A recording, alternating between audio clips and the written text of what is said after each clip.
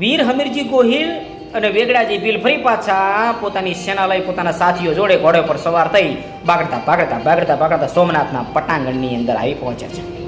અને એ સમય આવી ચૂક્યો છે જ્યાં સોમનાથના મંદિરને લૂંટતું બચાવવા માટે, સોમનાથના મંદિરને તૂટતું બચાવવા માટે થઈ જબરખાનની જે સેના છે એને જડબા તોડ જવાબ આપવો.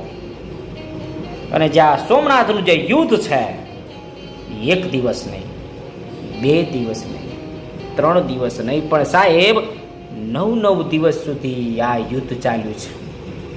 અને જે હજારોની સેના છે જફરખાનની, તોપગોળા સાથે સજ્જ તૈયાર, હાથીઓ સાથે તૈયાર, પણ આપણી સેના એની આગળ કઈ નહીં. તેમ છતાં જે આપણા શૂરવીરો છે 9 દિવસ સુધી એને જડબાતોડ જવાબ આપ્યો છે.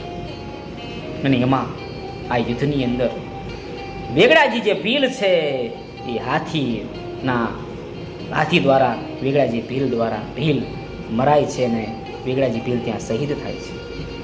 પણ છેલ્લે હમીરજી ગોહિલ ને આ લોકોએ 10 જણાએ સાહેબ ઘેરી, 10 જણાએ તલવારના ઘા માર્યા. તેમ છતાં હમીરજી ગોહિલનું માથું કપાઈ ગયું છે, પણ એમનું જે ધડ છે એ દુશ્મનના માથા બાકાજીક માથા વાળતું જાય છે. જે સોમનાથનો જે દરિયો છે એ આખો લોહિયાળ થઈ ગયો છે, લહુથી રક્ત થઈ ગયો છે, એકદમ દરિયાનું પાણી છે એ લાલ થઈ ગયું સાહેબ. જે આ યુદ્ધ છે ઇતિહાસનું મહત્વનું પાનું છે. જફરખાનની સેનાને જડબા તોડ જવાબ આપ્યો છે હમીરજી ગોહિલે. અને છેલ્લે જ્યારે હમીરજી ગોહિલનું દેહ પડે છે અને ત્યારબાદ જે આ લાખાબાઈ હમીરજી ગોહિલના જે મરેશિયા ગાય છે એ આંખમાંથી આપણને આહુડા પાડી દે એવા દુઃખજનક એના મરેશિયા ગાય છે.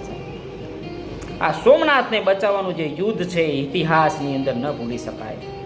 વંદન છે વેગડાજી ભીલને, વંદન છે વીર હમીરજી ગોહિલને. જય સોમનાથ.